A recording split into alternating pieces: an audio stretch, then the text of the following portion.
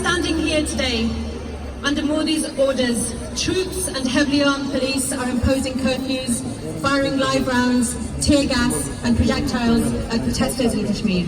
It's so important that we have this demo here today. There has been a media ban, as everyone has been saying. Telephones, internet, all cut. And we have to ask the question, why?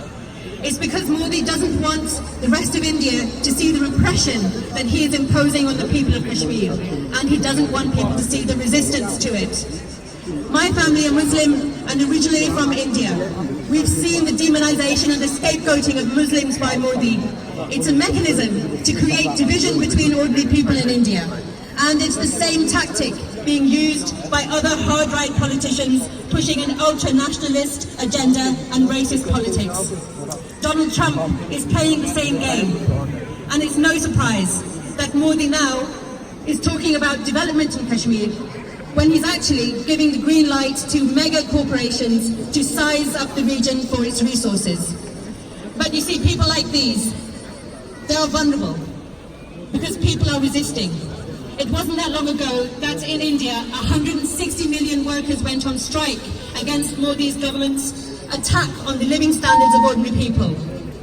And thousands of women have demonstrated against the misogyny in society and the attacks on women. It's the same far-right ideology that sees BJP politicians talking about women and girls in Kashmir and seeing them as objects just like the land. According to them, they are there just for the taking.